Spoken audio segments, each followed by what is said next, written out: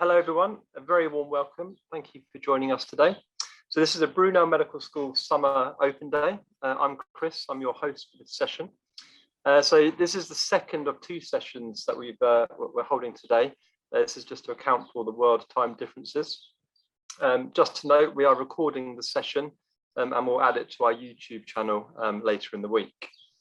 And just a reminder from me, and we'll speak about this later, this is the 5-year MBBS is for international students only, so that's overseas students. So the agenda for today is as follows. You'll be introduced to the academic team in a minute, along with the support staff. There's the Dean's Welcome next, and we'll cover studying medicine at Brunel Medical School. And then we'll cover in a little bit more depth the curriculum itself, team-based learning, otherwise known as TBL, anatomy, clinical placements. The majority of the session will probably be on admissions. I know you have a lot of questions regarding entry requirements and how to apply, etc. Then we'll cover scholarships. We'll introduce you to one of our MBBS scholars. We'll cover student support, student life at Brunel, and finally we'll end up with the Q&A session.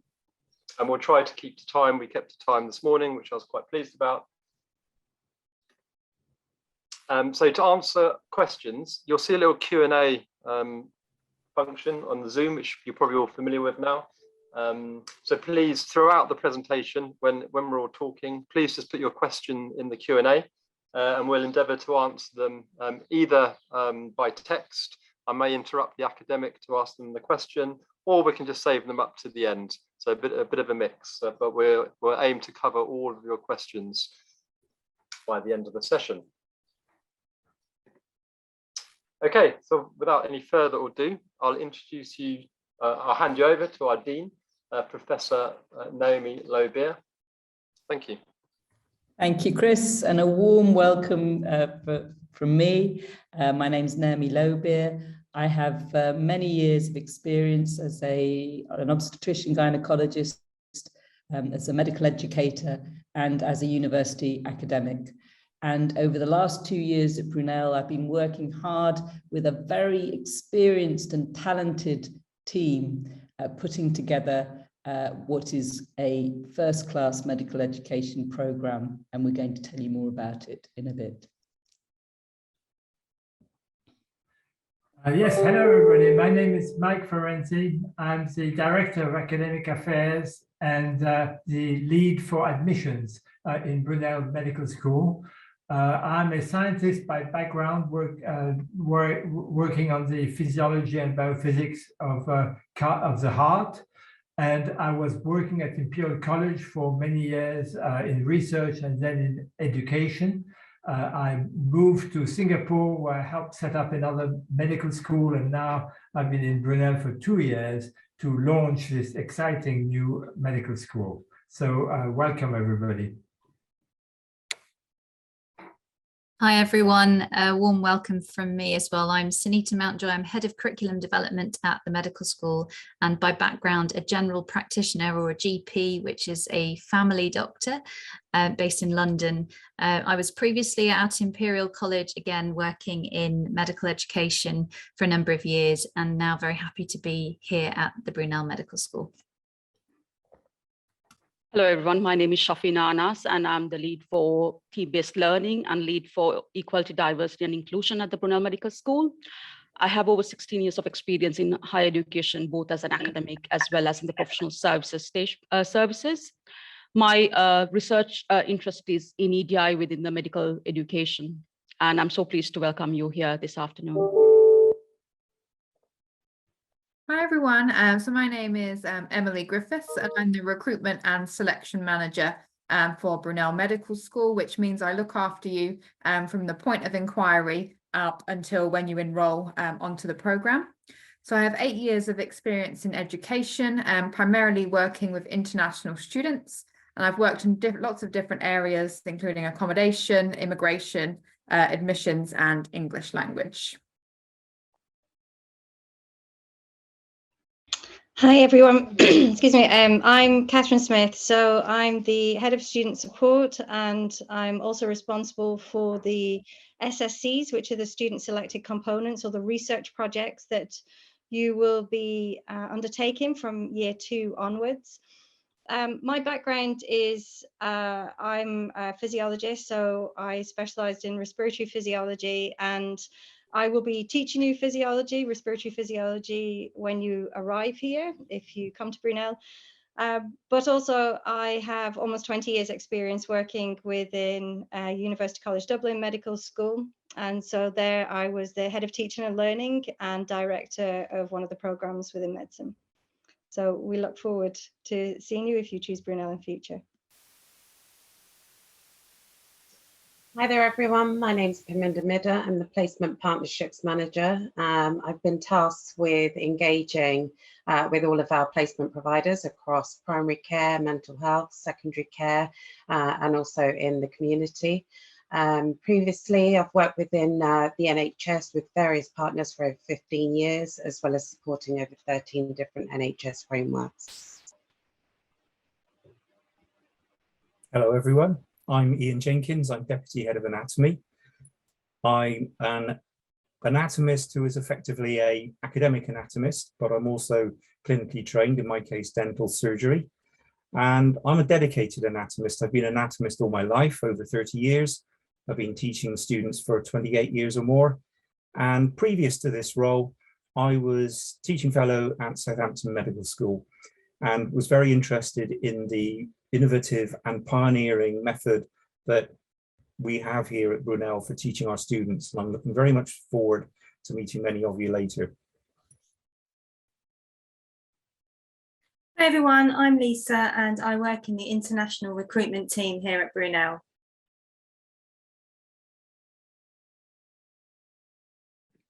Hi everyone, my name is Shrutika. I'm from Toronto, Canada, and I very much look forward to joining Brunel Medical School this September as a scholar.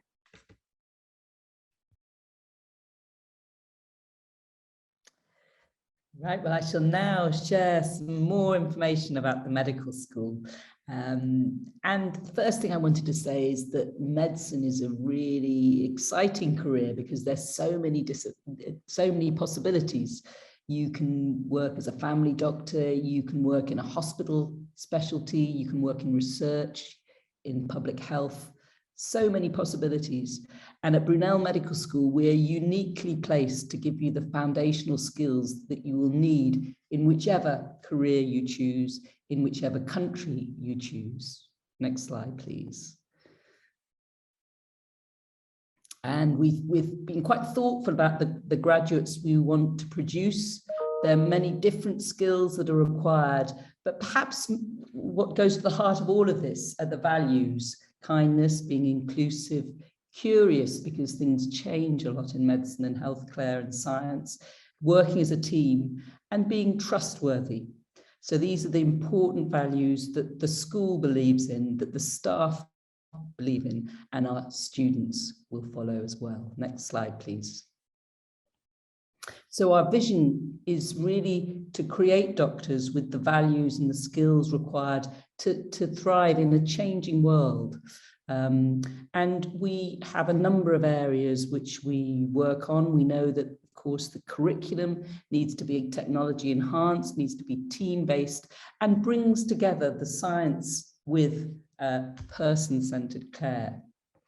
And we believe passionately of the importance in providing a holistic system of student support that will provide you with a home from home experience. And we appreciate for many students, they'll be far from home, and that may be the very first time that they're away from home. And our graduates will become a global medical community, and they will have in common a desire to make a difference to people's lives. And underpinning all of this are the principles of equality, diversity, and inclusion, which are embedded in all aspects of the program, in how you learn, in how you're supported, and in what you learn. Next slide, please. So some key facts about Brunel. It's a well-established research-intensive university in the UK. It already has a very a good reputation for delivering other health professions courses. It also has an outstanding reputation for welcoming international students, and actually ranked 23rd in the world for its international outlook, and with nearly 5,000 international students. And I think one really important factor is we're on one campus which has everything that students can need, and it's a safe environment. Next slide. And in addition to the environment, it's also very well connected with central London. There's a brand new Elizabeth line, which it takes you now very quickly into central London, and certainly within 45 minutes, if not faster than that now, you'll be in a nice, comfortable, new air-conditioned train. So very well connected to central London. Next slide, please. And of course, right next to the airport. So it's a wonderful location with a fantastic campus. Next slide, please. So some key facts about the medical program. It's a new medical school, but by the time that many of you here might join, it will no longer be brand new, because our first cohort will be joining us in just 2 months' time, including Shruti, who you're going to hear from a little bit later. We are a department within the College of Health, Medicine and Life Sciences, which delivers a number of different healthcare programs, such as physiotherapy, occupational therapy, physicians associates, and so on. It's a 5-year MBBS, and we do accept graduates who already have a degree and those coming straight from school. Everyone does the same 5-year program, and it's recognised as a primary medical qualification by the UK General Medical Council. And all our graduates will be eligible to stay on for the UK Foundation programme. Now, that is the first 2 years after qualification as a doctor, and it's typically in that first year, at the end of that first year, that you receive full registration with the General Medical Council, and so that's that. And then just also to say that the number of students that we'll have next year will be certainly well over 100. It may be as high as 120. And all our students will be prepared for the new medical licensing assessment that all UK medical schools will need to provide. And it's a new national licensing exam that comes into force in 2024. And of course, as a new medical school, we've been very thoughtful about ensuring that our programme will prepare our students for this medical licensing assessment. And we're working very closely with the General Medical Council to ensure that all our elements of our programme meet their very high standards. Next slide, please. We've got fantastic facilities. This short video now is showing you what looks to be a hospital ward, but in fact, this is our simulated ward, because there are a number of new skills which you'll learn first in a simulated environment where you can practice in a safe space how to communicate with patients, how to examine patients, and how to perform certain procedures. And so we have a number of simulated facilities, and that's one of them. We've also got fantastic anatomy facilities as well. Next slide, please. So there are a number of ways in which our medical program is really quite distinctive, including our curriculum, our team-based learning pedagogy, our approach to anatomy teaching, the quality of our clinical placements, and our approach to student support and well-being. So I'm now going to hand over to my colleagues who are going to walk you through these different aspects of the programme. Thank you. Before you do that, Professor Lobear, there's a couple of questions. One, first of all, is about UK students, and when will we be introducing UK students to MBBS? That's an excellent question, and it is our ambition is to have UK students and international students side by side within the same programme. At the moment, there's a cap on the number of UK students who can be recruited to new medical schools. And as soon as the government open up new places for home students, we will be recruiting home students alongside international students. But for the time being, we are only recruiting international students. Thank you very much. And there was one more about foundation places. So is it true that once a student graduates from Brunel, that they are guaranteed a foundation year 1 place in the UK? Yes, that's subject to visa requirements, because of course you need to move from a student visa to a working visa, and also subject to successfully progressing through the medical programme. Then foundation places will be made available to all UK graduates, including graduates from Brunel Medical School. Brilliant. Thank you very much. Over to you, Dr. Mountjoy. Thank you very much. So I'm Sunita Mountjoy, as I said before, Head of Curriculum Development, and I'm going to walk you through what you could expect from our programme. So on screen at the moment, you have a summary of what you can expect over the 5 years. So our MBBS programme is a 5-year programme with the aim of preparing you for the workplace, primarily here in the UK NHS, but actually for anywhere in the world that you should wish to practice.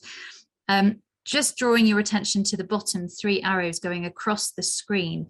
These are the 3 key areas that we believe are most important for achieving that preparation for practice. So medical knowledge with a firm foundation, clinical practice, these are your skills that you will learn as you progress to enable you to interact and examine patients and speak with their families and colleagues, etc. And finally, professional development. So these are the values and behaviours that you'll need to develop as you progress in order to successfully and professionally work in the healthcare system. So to start with years 1 and 2, these are your foundations of medicine. So this is where you'll learn about the basic sciences, so physiology, anatomy, etc., biochemistry, all these things integrated in such a way that you can apply the knowledge to clinical contexts and real world clinical problems, so that everything is as relevant as we could possibly make it right from the beginning.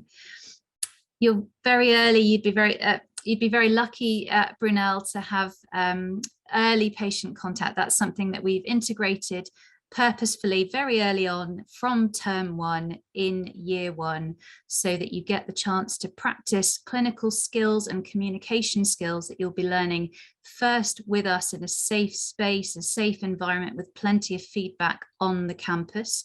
And then you'll be able to practice those skills in the clinical setting in what we call primary care, which is a general practice or family medicine setting in the community with patients.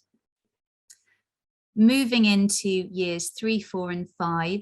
So this is where you're primarily focusing on patient interactions, and you will be spending most of your time rotating through a series of specialties based in the hospital, but also in primary care in the community once again. And this is where you'll develop your knowledge further, but also really hone those skills that will set you up for going into practice when you graduate. Next slide, please. So this slide gives you an overview of what to expect in a typical week here at BMS in year 1. So the first thing to say is that we're really excited that we're able to offer a really innovative way of learning and teaching, and this is team-based learning. This is something that my colleague Shafina Anas will talk about in more details later on, but for you now to know that every Tuesday and Friday in year 1, so 2 full days per week, you'll be taught via team-based learning. And this is an approach to teaching that replaces lectures. So we don't use lectures at the Brunel Medical School, rather the content that you would have got in a traditional lecture is carefully put together in collaboration by clinicians and scientists and provided to you in these TBL preparation sessions that you see scheduled on a Monday afternoon and a Thursday afternoon, so that you have time to prepare them and review them and study them in your own time before coming prepared to class in these team-based learning sessions on a Tuesday and a Friday. To complement these sessions and some of the anatomy content that you learn within these sessions, you'll also have anatomy and histology practicals, which you'll hear more about later on. And these take place generally on a Monday morning.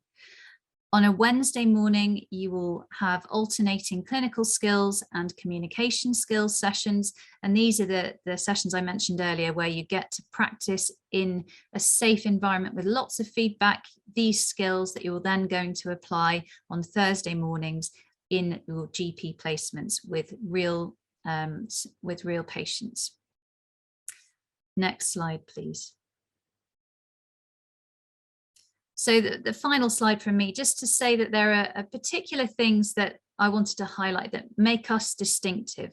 So the first thing to say is that we're really lucky and happy to have been able to work so closely with clinicians and scientists to develop our materials for you. And these clinicians and scientists will be with you in the classroom for the team-based learning session. So you'll really benefit from that close collaboration, so that everything that you learn from the beginning is contextualized to the clinical context and as relevant as we can make it. The early patient contact I've already mentioned, really important that you get used to seeing patients and interacting with them as early as possible with the right support from us. And then the last 3 bullet points on here are really to say that we believe there are certain things that you need to make you, to give you the right skills to practice as doctors of the future. Technologies for health being particularly important, especially given everyone's experiences in the recent pandemic, lifestyle medicine, and professionalism. Thank you. Thank you, Dr. Mountjoy. There's a couple of questions. What does a typical day look like in terms of start and finish times? Thank you.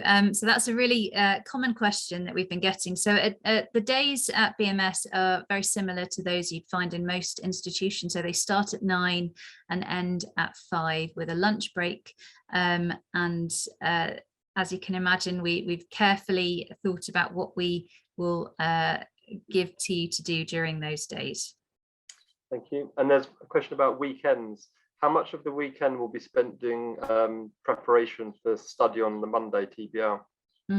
So that's a really good question. So maybe, Chris, could you put back the week view slide, please? So just if you refer to this slide to answer this question, so you'll see, if I can draw your attention to Monday afternoon and Thursday afternoon. So these are labeled TBL preparation time. So this is the time that we have scheduled as part of your week, so that you have plenty of time to prepare for the team-based learning sessions. And as I mentioned before, this preparation time will comprise of what would traditionally be delivered as a lecture, but you get timetable time to study that lecture material before you come to class the next day. So you'll have the time without having to eat into your weekends. Having said that, you know, it's a medical degree. There is, of course, an element of self-study and self-motivated work that you will be expected to do. But with respect to what you need to do for the TBL sessions, it's there for you in the timetable. Thank you very much, Dr. Mountjoy. Hello again. For those who missed the introduction earlier, my name is Shafina and I'm the lead for team-based learning at Brunel Medical School. So you heard from Dr. Mountjoy about how team-based learning is kind of structured in the timetable. And I will spend the next few minutes talking you through some introductory aspects of team-based learning. But before I do that, I would like you to undertake a quick activity for me. So this is a short video clip, and do watch it because there'll be a quiz at the end of it. And Chris, if I may ask you to play the video, please.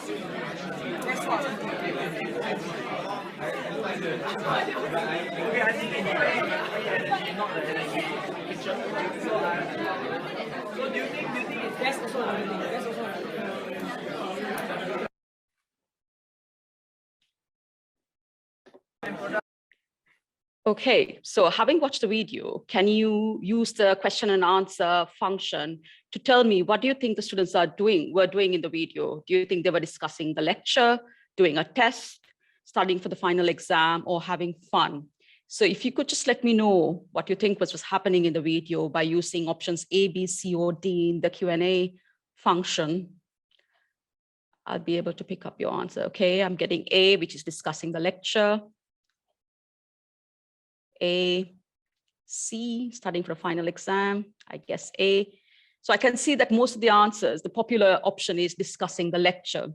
So what you've seen here in this video clip is actually a TBL session where students are discussing within their TBL team the questions that they would have attempted during the TBL session. And as you might have witnessed, they're quite animated discussions, students trying to defend their responses and trying to convince their teammates that they have the right answer. And this is typical of a TBL session. There's lots of team discussions, lots of engaging work carried out by the students in a TBL session. So that's just to give you a quick preview of how a typical TBL session would look like. If I may have the next slide, please, Chris. So how will TBL be practiced at Brunel Medical School? So the model that we have envisioned for team-based learning at Brunel Medical School is based on evidence-based practice, and team-based learning is quite a highly structured approach divided into a number of phases, each phase designed pedagogically to enhance your learning effectively. As Dr. Mountjoy mentioned previously, team-based learning replaces the traditional lecture. So where you would get the lecture content or the material in a class, we provide that for you in advance. So this is in team-based learning, this is known as the preparatory materials. So the preparatory materials or the lecture content is prepared by clinicians or scientists who are experts in the particular areas of the curriculum, and they develop high quality lecture materials, and these are provided to you through your virtual learning environment. And as Dr. Mountjoy mentioned, you have timetable time to undertake the reading and studying of these preparatory materials before you come to a TBL session. Having undertaken the reading, you come into a TBL session and you undertake a series of questions or tests or quizzes, you might call them, which is designed to test you on the knowledge or the content that you've studied previously. You undertake this test individually, and then immediately afterwards, you take the same questions as a team. Now, you do this with your TBL team. The TBL team is quite an important feature of team-based learning, and we are quite strategic in our approach to forming these teams. So we try to ensure that your TBL teams you will find peers who come from diverse backgrounds in terms of various educational backgrounds, in terms of gender, in terms of the various interests, so that you will find yourself in a team where you will have the opportunity to learn from diverse experience and perspectives. So as a team, you will undertake this test again, and you will have immediate feedback. And you will have the opportunity to learn from each other. And once the immediate feedback is given, there is a class-wide discussion taking place. Now, here it is important to emphasize that during the TBL class, you will have a team of educators present all the time. These educators are made up of content experts who are the clinicians and the scientists who develop the material that was provided to you in advance. You will also have TBL facilitators such as myself, managing the classroom and managing the guided discussions that take place in the classroom. So during the class-wide discussions, you will have the opportunity to raise questions, clarify doubts, or challenge even the content experts in the classroom about responses that you were not sure about, responses that you do not agree with. So this is an opportunity for you to clarify complex areas that you might have found during the session so far. Once the class discussion is over, then we move on to the final phase of team-based learning, which is known as application exercises. This is where you will be given a series of case studies or clinical scenarios where you will be able to apply the knowledge that you gained previously to real-world medical problems. So you are encountering clinical experiences that you might come across as a medical practitioner. So we want to expose you and give you the opportunity to apply your knowledge in the classroom from year one, day one of your team-based learning sessions. So that's a summary of your of the phases involved in team-based learning. If I may have the next slide, please. So why are we using team-based learning at Brunel Medical School? We believe that this is an exciting and interactive way to learn. As you might have witnessed seeing the video clip, students are really engaged during TBL sessions. We, in the photograph, you will see that a picture of our actual team-based learning classrooms that we have specially designed for TBL. There are round tables to enhance team discussions. There are screens dotted across the room to support the systems that we'll be using for team-based learning. And we believe that team-based learning will give you the opportunity to learn the scientific basis of medicine, applying the science to clinical practice with application exercises, as I mentioned before. You will also learn how to communicate effectively and work as a team. And as I mentioned before, you will be provided high-quality recorded lectures in advance of the session, so you become familiar with the content before you even come to class. So that's my introduction to team-based learning. I hope you've enjoyed my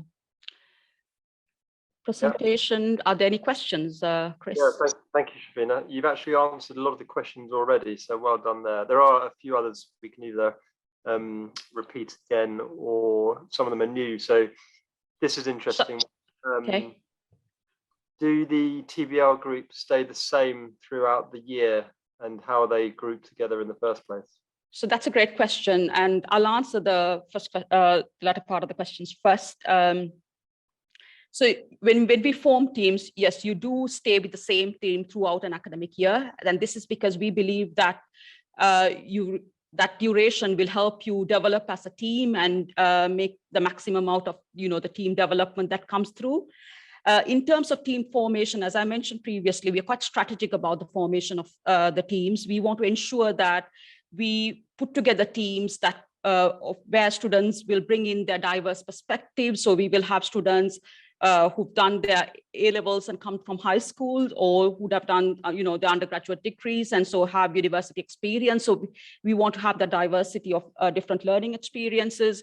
We want to ensure there's gender diversity, so there's a good mix of male and female students. We will also take into account various interests that they might bring in. So we are quite strategic in the formation of the teams for team-based learning. Thank you, Shafina. Here's one from Sheena. Is the TBL learning unique to Brunel Medical School, or do other medical schools do the same? So team-based learning has been predominantly used by, we envision to predominantly use team-based learning in our first 2 years of the medical program, and this approach has been followed, is being followed by LKC School of Medicine, where Professor Lobier and Professor Mike Ferenczi set up previously, and as they mentioned when they were talking about their experience previously. And something that I like to note is that in the UK, we are one of the first medical schools to use team-based learning in a predominant approach in our curriculum. But it's quite interesting to note that other traditional medical schools are beginning to, adopt team-based learning increasingly, and they've actually been attending our TBL workshops that we are offering to educators because they want to implement team-based learning in their own medical school. So it is increasingly becoming popular, I would say. Thanks, Shafina. We'll do one more and then we'll answer the rest by text. But I think this is a really interesting one, actually my favourite question so far.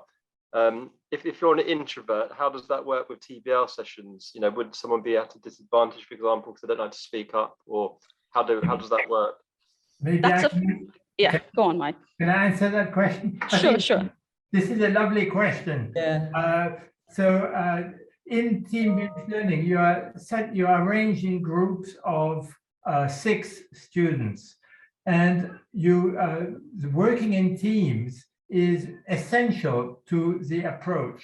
So it's a small team with only 6 members. So you will get to know the members of your team very well, and they will get to know you very well. So it's, for an introvert, it works very well because you do not have to face a large cohort of 100 students all the time. You just work in a small team of people you're very familiar with. And if you are an introvert, you will find that your team members will draw out from you your ideas, your thoughts, your opinions, and you may find that the teamwork is an effective way to become more extrovert, able to communicate with your peers. And that, of course, is essential to becoming a good doctor in the future. So team-based learning works very well in turning very introvert people into people who can communicate effectively and participate in teamwork. Thank you, Professor Ferenzi. That's very helpful. Okay, well, let's move on. We've got a lot more content. Thank you, Shafina. We'll answer the other TBR questions by text. And on to anatomy. Thank you very much, and welcome to the anatomy part, everyone. If I could have the next slide, please. Here at Brunel, the university decided to set up a state-of-the-art Centre for Anatomical Education. The teaching staff is basically 3 of us. We have Professor Peter Abrahams, the gentleman you can see in the blue coat. There's Dr. Margaret Katuma, who you can see in the background, and there's myself. Now, the anatomy suite is really state-of-the-art, and there are 10 tables around it, grouped into 5 pairs. And each pair of tables is known as a station, and at each station, you'll do some particular type of anatomy. Now, each station is manned, as it were, by 5 or more qualified medics. There'll be a medic in each one. And Professor Abrahams, Dr. Katuma, and myself will be going around instructing and supervising these qualified medics as to what they should be teaching you. Now, all of us are clinically trained, and we're all lifelong anatomists. The actual suite itself is extremely well provided for. You'll get 1 practical session per week. So the year will be split into 2. One half will do one, and the other half will do it later. And there will be pre-preparation built in. So you come prepared to each practical to make the most of it. In the anatomy suite, you've got TV screens where we can put up radiographs. So things like CT scans, X-rays, stuff like that. Histology images, so microscope slides, and diagrams. And what you can see in the picture there is Professor Abrahams is instructing using a tabletop light panel, which is used for visualizing transparent thin slices of materials that you can see him using there. The other thing we have are the famous Adam Ruili anatomical models. But perhaps the big thing which really sets us apart is that the Brunel Medical School really went out and did very well for providing for anatomical teaching. We've got a large collection of plastinated donor material from none other than the Gunther von Hagen's Plastinarium in Germany. So this is material that has been kindly donated by people. It's their mortal remains. And at the Plastinarium in Germany, using a long and complex process, their remains are turned into a form of plastic. Now, these are superbly well dissected out to show all the anatomical details that you will need as a trainee doctor. The team that teach you is extremely experienced, but also highly enthusiastic. Anatomy is a wonderful subject. We all think it's a wonderful subject, and we think you'll have a lot of fun teaching and being taught your anatomy at Brunel. So I think the setup here is superb for teaching anatomy.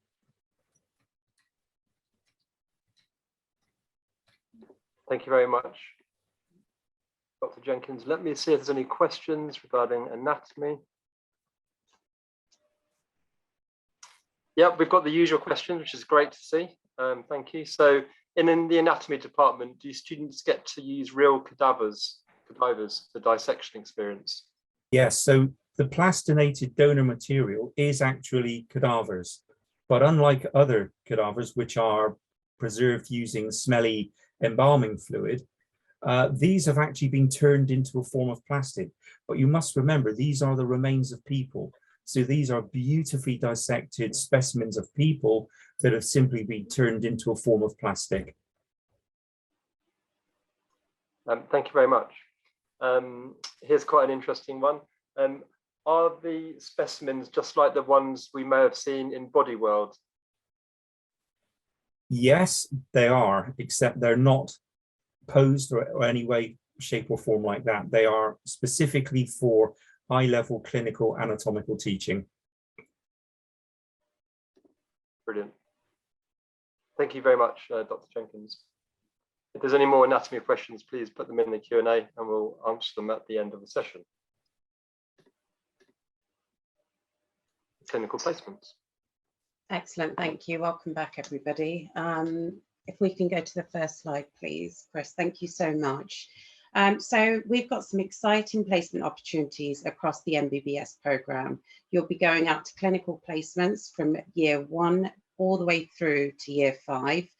So you're not restricted. We don't then send you out in 2, 3 and 4. You go from the very first year, the very first term.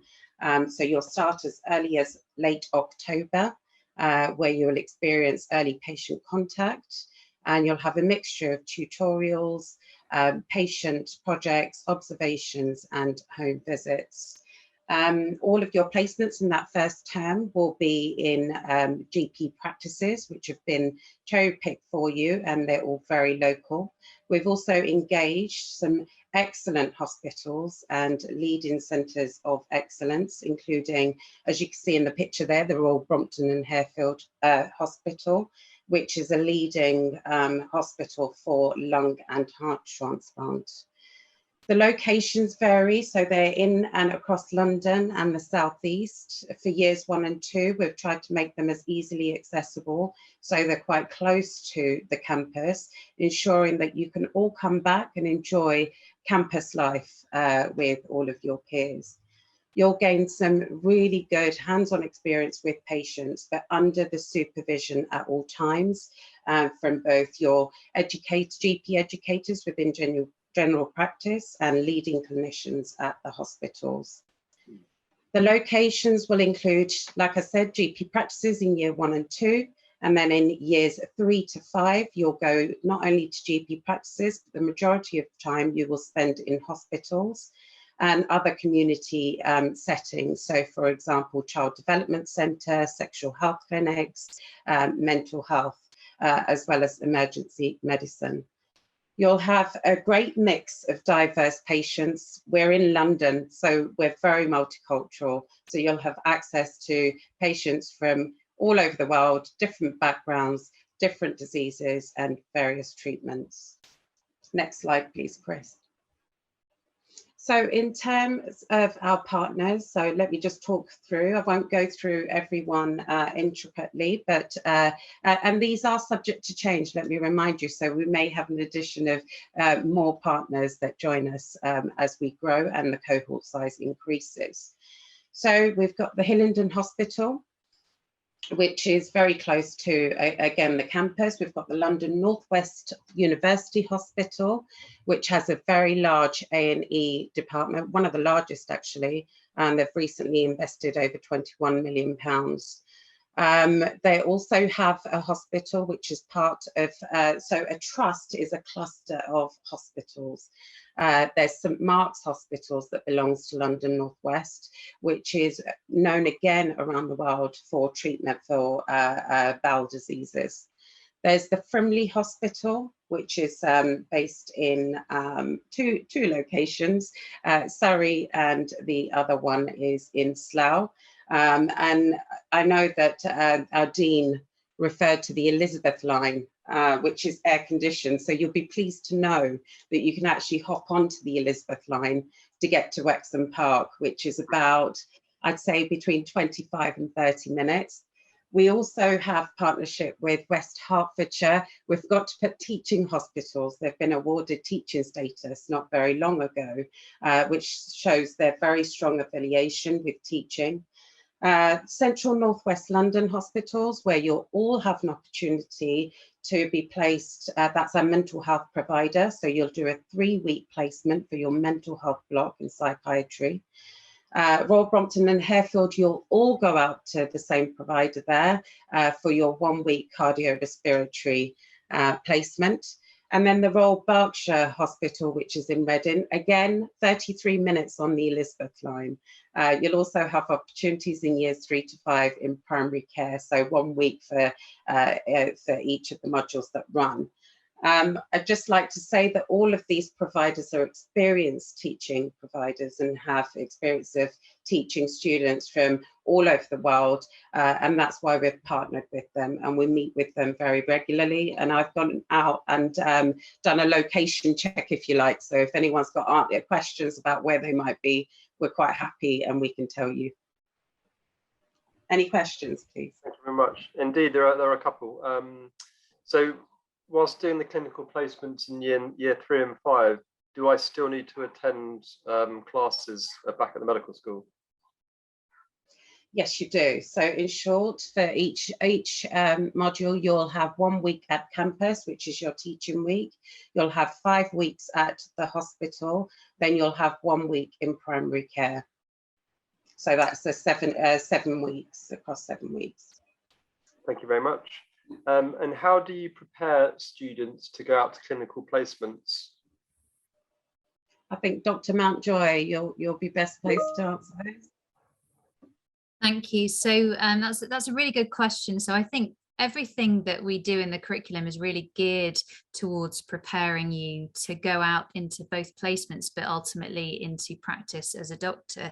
So you will be very well prepared, and your learning will be gradually scaffolded or built on as you go through from year 1, so that you have a really firm foundation of some of the skills that you'll need to start seeing patients on the ward. So for instance, I've mentioned already communication skills, how you interact with patients, carers, colleagues, the clinical skills that you'll need, so simple procedures that we'll take you through on campus first, and then you'll get to do them in hospital placements with supervision. You'll get to interact early on in primary care with patients, again with plenty of feedback from qualified and experienced GP tutors. So as you can tell, everything that we do is geared towards making you feel comfortable going into practice and interacting with patients. So it won't be too much of a shock to the system. And thank you, Dr. Mountjoy. And there's a follow-on question on that. So in the clinical placements, how are students assessed? Thank you. Happy to take that. So there's a variety of different ways that we will assess you in the clinical years. So firstly, your knowledge will be assessed through single best answer questions. So this is a written paper, and these are questions in the form of a sort of multiple choice type question that you may have come across previously. You'll also have a practical assessment, which will comprise of a variety of different stations, similar to an interview process almost, but with particular tasks that you have to perform, usually around examinations or speaking with patients, so that we can assess those skills. And you'll also have a series of what we call workplace-based assessments. And this is a very standard way of assessing medical students, but also something that you would need to be familiar with once you've qualified as a doctor, and it's part of ongoing assessment of doctors as they progress once qualified. And this is where you perform procedures, again, examinations or taking histories or discuss cases with a doctor supervising you, so that they can assess how competent you are at performing those tasks. Brilliant, thank you, Dr. Mountjoy. Right, let's move on, because we've still got quite a bit to cover. And on to, submissions. Okay, hello everybody. So I'm the lead for admissions in the Brunel Medical School, and I'm assisted in that role by very competent members of the admissions team, headed by Emily Griffiths, who looks after the Alison Russell and Stacey Scott Turner. Whenever you get in touch with Brunel Medical School to inquire about admissions, these are the people who would be responding to you either on the phone or by email. And Emily will now give you an outline of the admissions process. Yeah, so hi everyone. So if we just go back one slide, just to say, if you have any queries about your qualifications that are not covered today, so for example, if you've got an international qualification, please take note of the email address at the bottom and send us any queries about your qualifications, and we can check those for you. So yeah, next slide, please. So I'm just going to talk you through the entry criteria for September 2023 entry. So as mentioned, we're currently only accepting international students, and that includes EU students who have not applied for pre-settled status. So if you're not sure if you are eligible, please send us an email and we can check for you. So you do need to be 18 by the 24th of September 2023. That is because you need to be 18 by the time you go onto your placements. So the English language requirement is IELTS 7 with no less than 7 in each subsection, but we do also accept lots of other English qualifications, so don't feel like you can only take IELTS. We do accept lots of others as well. So also, as well as your academic qualifications, you also have to supply a satisfactory personal statement and also an academic reference. And that academic reference has to have known you for a minimum of 6 months. So it's really important that they've known you a long time, so they can give a good account of your personality. If you want more information on what to include in your personal statement and your reference, there is an FAQ document on our website, which includes loads of information about what you should add in there. So I know there's been lots of queries about UCAT. So UCAT is a requirement for September 2023 entry. It's a requirement for all students, no matter if you're a high school leaver or a graduate. So everybody needs to take it.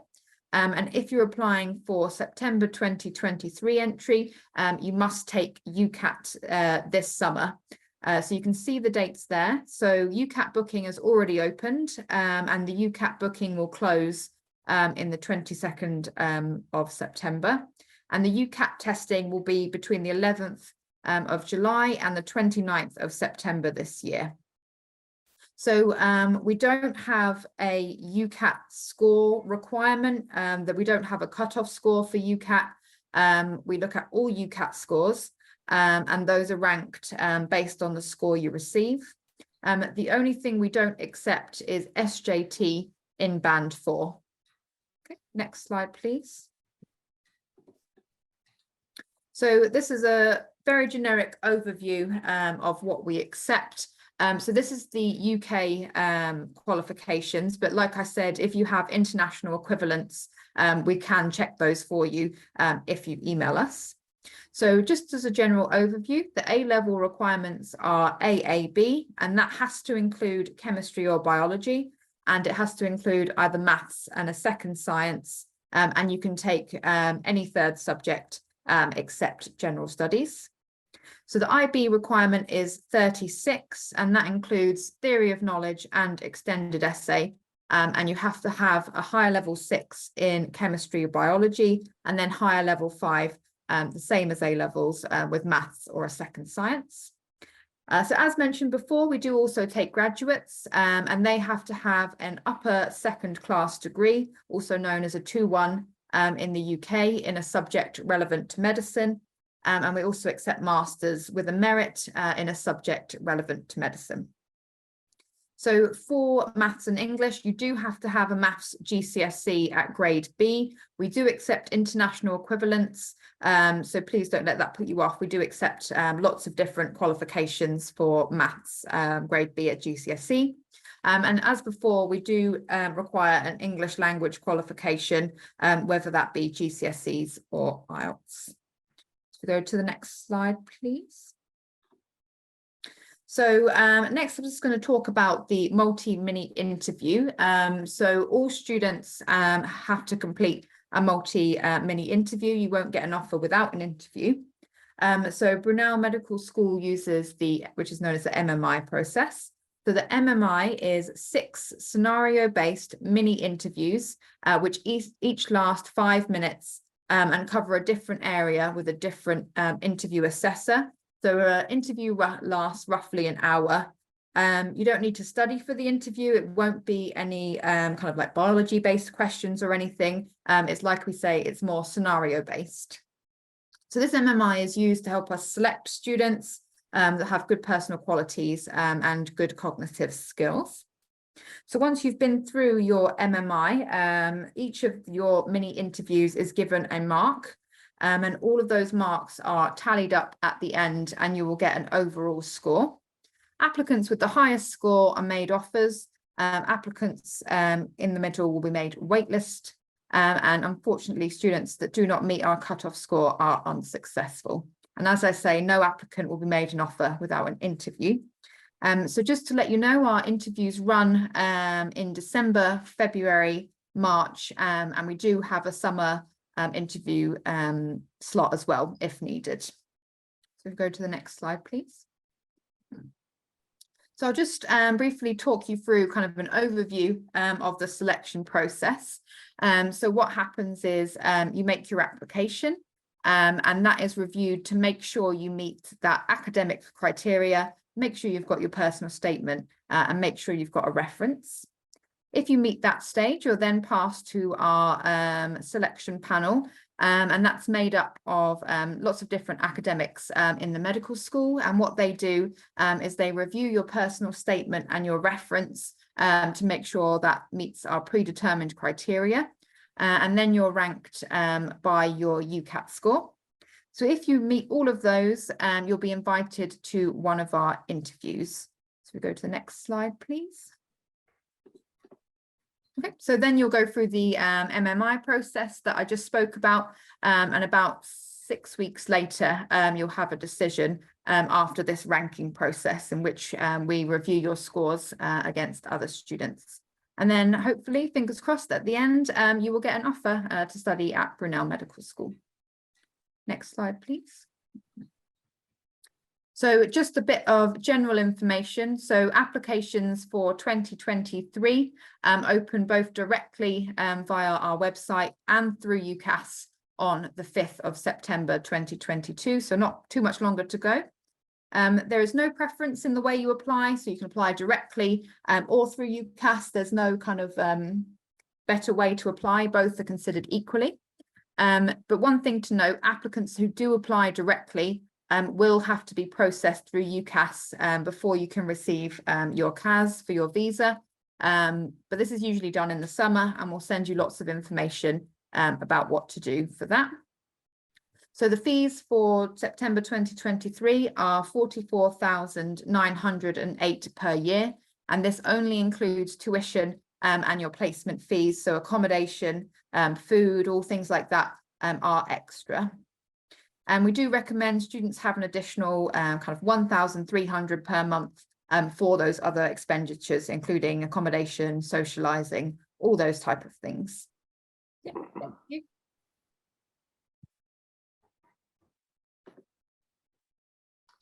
So we have, as you can imagine, a lot of questions about entry requirements. So we'll take them one by one. Yeah. One of the first ones I saw was, what was the deadline for application for UCAS and for direct entry? Yep, so there isn't a kind of a deadline to apply, and we accept applications throughout the year. So UCAS usually closes in January, so that's one thing to note. But our direct applications will stay open throughout the year until we've filled our places. So for example, this year we closed on the 1st of June, but depending on how many applications we get, it could be earlier. So we always recommend apply as soon as you can for a better chance of getting an interview. Thank you. There's a lot of questions about English language, so perhaps you can kill off quite a few of these with one answer. So in terms of when do students need to submit IELTS? I mean, for example, if they're studying in Canada and it's all English and they're doing an IB in English, I mean, do they still need to do IELTS? Yep, so there are lots of different qualifications we accept. So it's always good when making an application to supply what you have. So if you're doing a Canadian high school diploma, let us know you're doing English in that and things like that. So English isn't a requirement to get an interview. It can be added to your conditional offer that you have to meet the English if you don't have a qualification that does meet it. So what we say is we always just put what you've got on your application form, and we will check it and we'll let you know if it doesn't meet the criteria. So if a student's studying their qualification in Canada in English, do they still need to do an IELTS? It depends on board. It depends on the kind of level you're studying at. So like I say, just add it and we can check it for you. I'm with you. Okay, so that covers off most of the IELTS questions. Thank you. For the entry requirements, is there anything I could do if I turn 18 just 1 month after September? So that's a little bit unfortunate. They're 1 month off the cutoff. Unfortunately not. We do require you to be 18 either on the 24th of September or within a couple of days. So unfortunately, we wouldn't be able to consider you in this case. Do you accept the Indian State Boards, year 12? Yep, so we accept the Indian Standard 12 for direct entry. The percentage requirement depends on the board you've studied at. So if you want to double check with us, please send us an email with the board you've studied and we can let you know the entry criteria. Brilliant. Another IELTS question, but slightly different. Will students be ranked according to IELTS? So, would they score more highly if they get, 7 or 8, or is it just a pass? No, so IELTS and English language isn't used in the ranking process for interview. Thank you. Regarding tuition fee, is it the same amount over the 5 years, or does it increase, for example, with inflation? So it will increase with inflation, no more than 5% each year. So it will go up slightly each year. Thank you very much. A couple of students have asked about PhDs.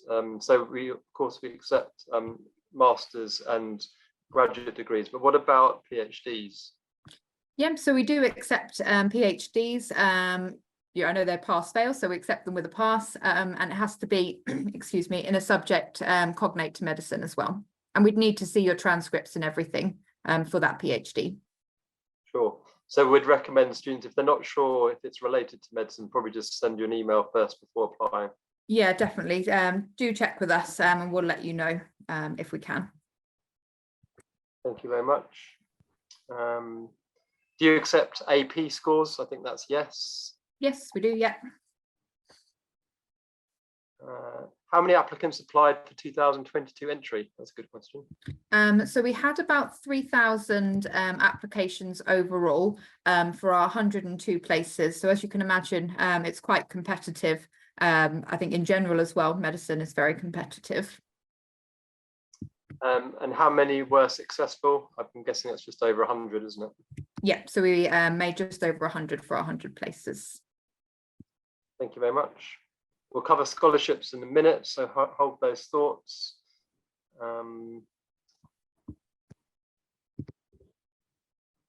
currently in a UK school doing A-levels, but I'm an international student. Do I still need to do IELTS? Yes, we don't accept A-levels as English unless you're doing English language A-level. So you'd still be required to take an IELTS or equivalent in the UK. And we'll do a couple more, and then we'll answer the rest by text, if that's okay. Yep. Will additional qualifications past the minimum entry requirements benefit me as an applicant? So we only look at your highest qualification. So if your highest qualification is a bachelor degree, we wouldn't look at your A-levels, for example. Okay. And let's do one more. What's the lowest UCAT score you accept for admission? Yep, so like I mentioned before, we don't have a cutoff score, so we'll accept all UCAT scores, and then you'll be ranked according to that score. So the higher your UCAT, the more likely you are to get an interview. The only score we don't accept is an SJT band 4. Thank you, Emily, and I hand you back over to Professor Ferenzi to talk about scholarships. Okay, so I'm very pleased to let you know that we offer scholarships. We do not offer full fee scholarship. Our scholarship correspond to a 15%, 15% reduction in the course fees for the duration of the 5 years of the course. So these scholarships are competitive.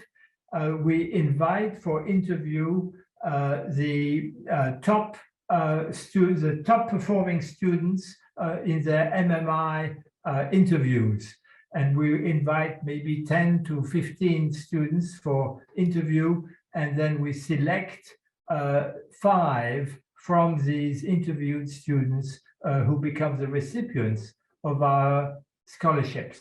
We expect those students to have a role as ambassadors for the medical school and to participate in events, for example, events such as today, where we will be hearing shortly from a scholar who received a scholarship in June and is now one of our scholars and a Brunel Medical School ambassador, and will be joining the school in September. So it's competitive, it's 15% of the course fees, there are 5 of them every year, and they last for the duration of the course. Hi, everyone. So once again, I'm very excited to be joining Brunel Medical School. So I chose BMS for a number of different reasons, but I would very much like to focus in on and reiterate the rigorous and distinct curriculum that's been designed very thoughtfully for us to become good doctors after 5 years. So Brunel maximizes clinical experience by providing us with patient exposure right from term 1 itself. And so I'm very confident that learning how to interact with patients as people first will be very critical for becoming a good doctor. Brunel Medical School also provides a very hands-on type of learning style with its team-based curriculum and team-based learning, as well as with small cohorts. And I know that with this style of learning, I'll be able to practice active learning and retain a lot more information as opposed to a more traditional based lecture style where the learning is supposedly more passive. And because Brunel Medical School is a new medical school, they're very much up to date and advanced even when it comes to medical research, as well as digital technology, like our state-of-the-art anatomy suite and communication skills center, where you can essentially record in live time while interacting with mock patients and get that feedback in live time as well, which will ultimately help us become more competent and effective medics. And so in the future, I would very much like to practice family medicine and be a family physician while maintaining teaching and research roles that I currently do. And I'm very, very certain and confident that Brunel Medical School will provide me with that personalized support that I need along the way. Thank you. Thank you very much. So we've got a couple of questions already. One was, have you had an opportunity to speak with your fellow students who are also starting in September? Absolutely. So Brunel has done a very good job in connecting us with the students that we will be entering the first cohort with. So we have a lot of interactive panels, like once a month or once every 2 months, where we get to learn a lot more about the different aspects of the curriculum, as well as how life will be like when we visit London and we come to London. And in addition to that, we also have, we're interacting via social media platforms like WhatsApp and Facebook. We have groups there as well. And I know that with the other fellow ambassadors, I've already started doing live sessions and meetings with them as well to help plan a very great inaugural year. Yeah. Brilliant. And there's one more here. It's actually a repeat of the one we had this morning. So what are you looking forward to most about coming to London? Yeah, that's a great question. So apart from entering medical school, which has been an ambition of mine for a very long time, I think exploring London and exploring Europe in general, getting the little weekends off to visit Paris and Spain, those would probably be what I would be looking forward to most. And I know that I have a bucket list of travel destinations within London itself. So that's very exciting. And I know that Brunel Medical School is very, very close to central London, and it'll be very nice to be able to get some time off and visit central London, as well as everything that London has to offer as well. Brilliant. Thanks so much, Shruti. Thanks for joining us. If there's any more questions for Shruti, please put them in the Q&A and we'll answer them at the end of the session. And we actually have one more scholar who's going to join us virtually today, Chinaza. So I'll just play his video. Hello everyone, my name is Chinaza and I'm one of the Brunel Medical School scholarship recipients. I am originally from Nigeria, but I've been in the UK for the past 6 years, where I've done my A-levels and my undergraduate degree in biomedical sciences, which means that I applied to Brunel as a graduate student, which is not something a lot of medical schools in the UK do. I am also looking forward to meeting my fellow international students, because since Brunel is so diverse, every single person would have a different story and different background to tell you about. So every day you learn something new. I chose Brunel mainly because of their hands-on approach to almost every single thing that they do. For example, the fact that they have placements from the first year is something that really attracted me. And also the fact that they have a team-based learning method, which is quite new, but I think would help me based on the events that I've seen Brunel have. I have also been very lucky to meet some of the Brunel medical staff who have been very lovely and very accommodating for the various needs of their students. So if you like to be part of a community that will take care of you from the beginning to the end and will help you get to the best version of yourself, I would highly recommend that you apply to Brunel Medical School. Thank you very much, Chinaza. And over to you, Dr. Smith. Thanks ever so much there, Chris. So if you could just go to the next slide. Okay, so we're very mindful of the cohort of students that we have coming into the medical school. It's a real sort of beautiful, diverse mixture of nationalities, of ages, of experience, of educational background. And the fact that you're medical students means that the student support requirements that you have are probably a little bit different from the average student. And as a result of that, the medical school within Brunel is the only school that has its own student support and wellbeing team. So we have a team of 4 of us who are going to be looking after you for the duration of your medical degree within Brunel. Brunel itself has an extensive range of student supports which are there really to help all the needs that you might have. We mentioned earlier that the reputation that Brunel has for its international students and its support for international students is exceptional, and we'll hear a little bit more about that later on. But from your perspective within the medical school, we provide you with really a bespoke set of student supports, including things like the events, for Brunel Medical School students. So for the cohort that are coming in now, we have a welcome week, including an induction ceremony. We have a number of specific social events that are set up for medical students. There's a comprehensive range of supports in the wider Brunel community for things like mental health. And I know one of the questions that came up earlier was about anxiety. So anybody who does require any support in that area, there's lots available for you. There was also a question about support for completing any medical licensing applications, and we will have a careers officer in place who will be able to support you, regardless of whether you want to progress into the NHS or whether you wish to continue to practice in your own country or in another country for that matter as well.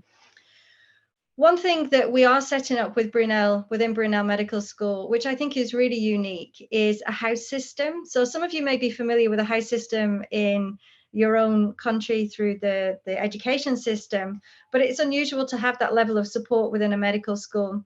So we will have 5 houses within the medical school. Each of those houses will be supported by a senior house tutor, and then this year we have 3 house tutors in each of those houses, so 4 tutors in total.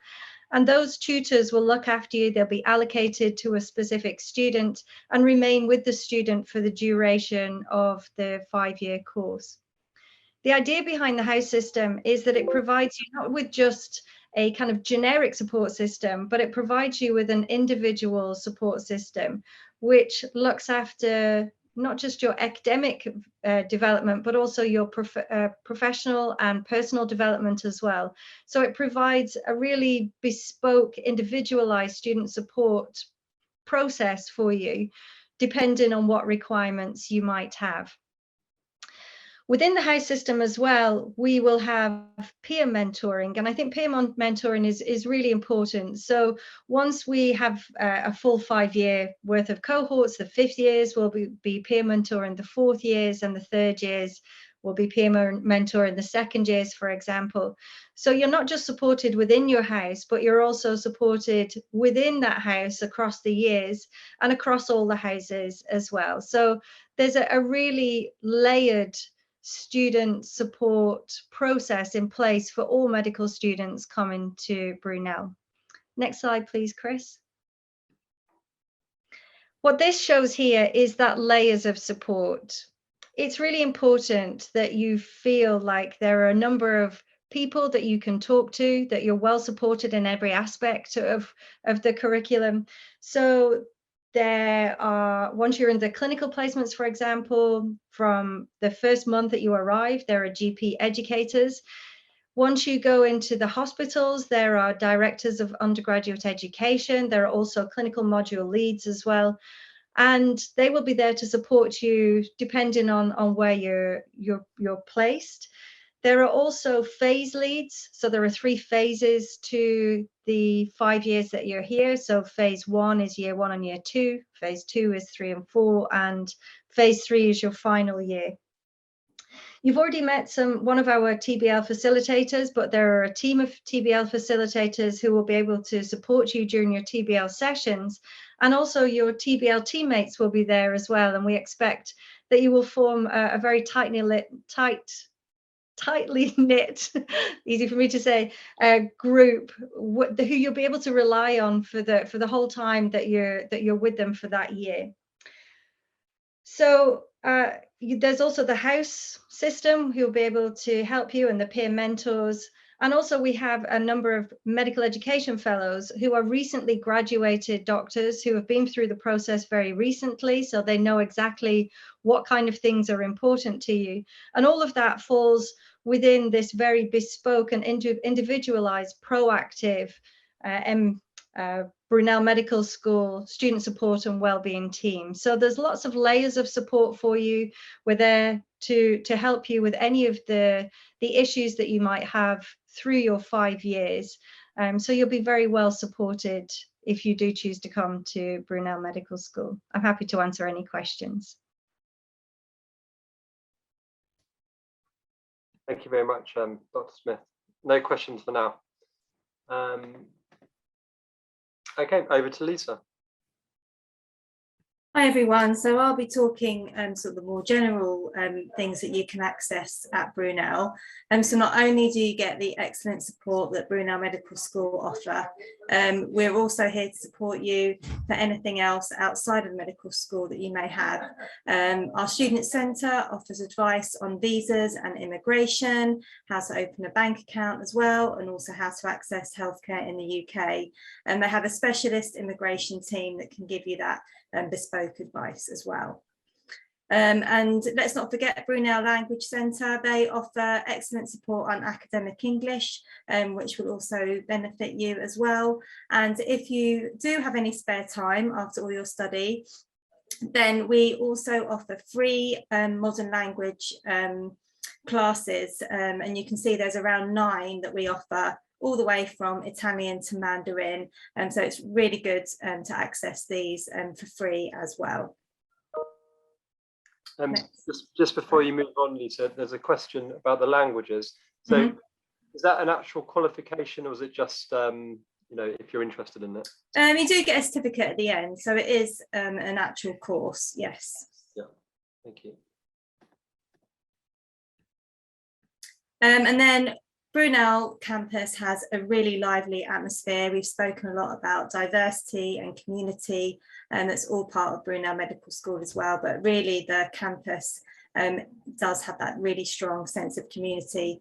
All these images here picture the kind of facilities we have, all the way from our excellent library facilities, our sports facilities. There's an indoor athletics centre here, and we also have activities and social events that are at the heart of the campus life. Currently, we have about 39 international societies and 20 academic societies. And for those of you who love sport to wind down at the end of a long day, you can enjoy loads of sports societies as well. If there is a sport or society that there isn't one for at Brunel, then there are lots of ways and ideas that you can start a society yourself as well and really get involved in Brunel campus life. And next slide. And then this is just a short video to wrap up. It's a day in the life of a general student, so you will see some footage of a lecture, which obviously you won't be having, she'll be doing team-based learning, but it just gives you an idea and shows you some shots of Brunel campus too.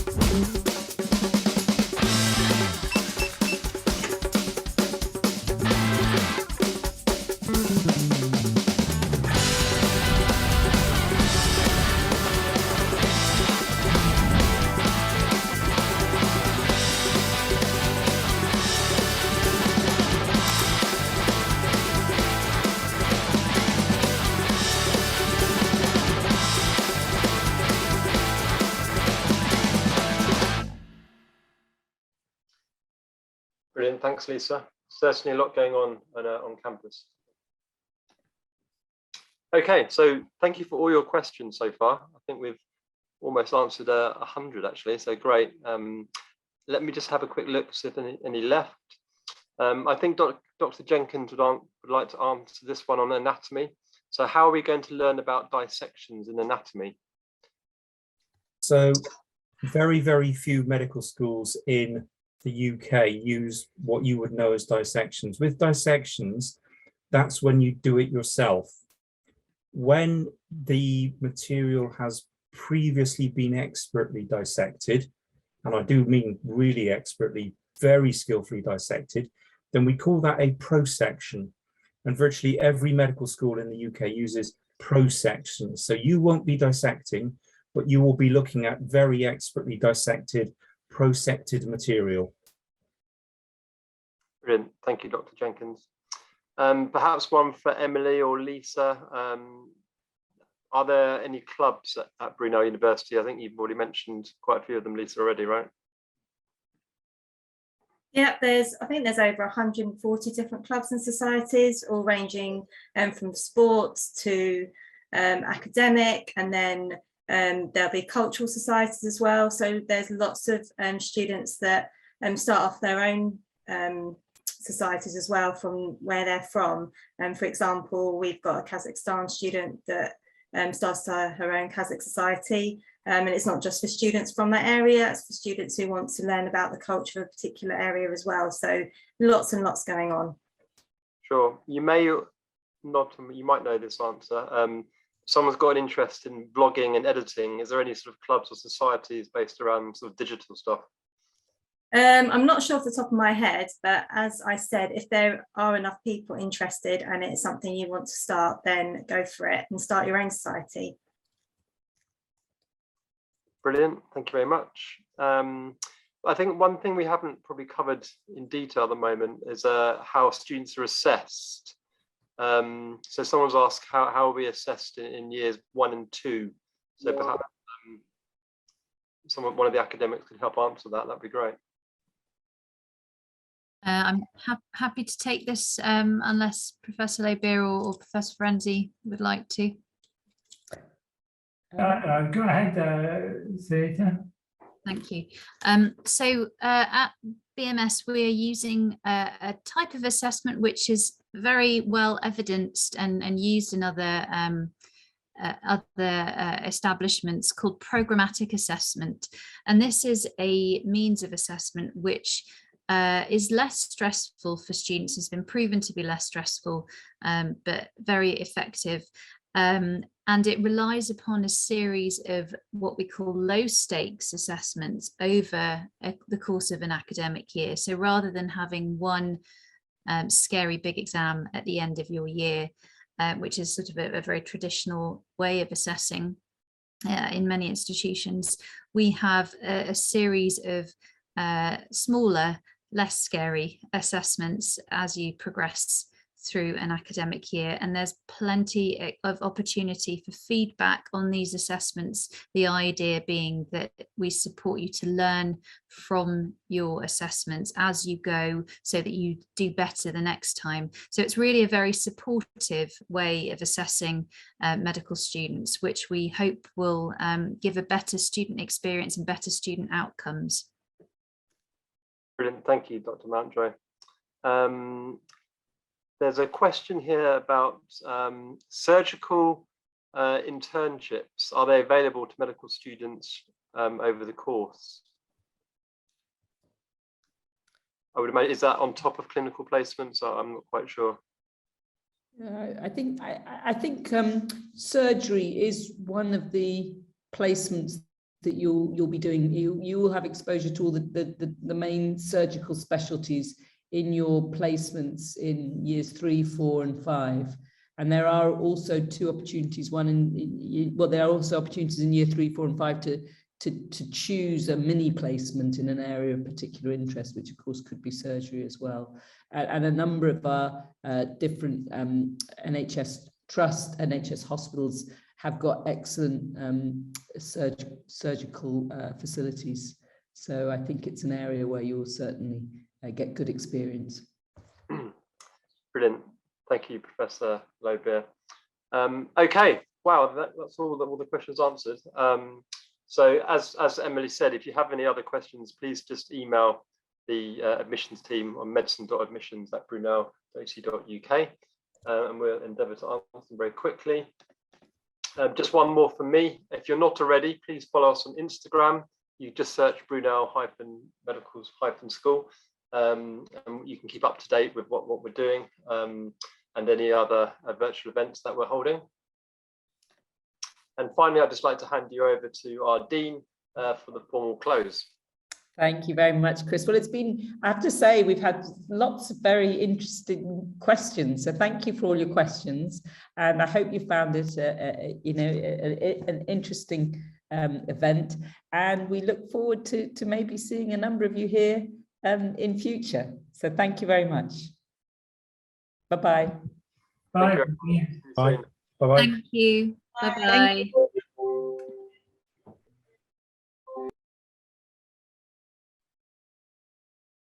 Thanks, Chris.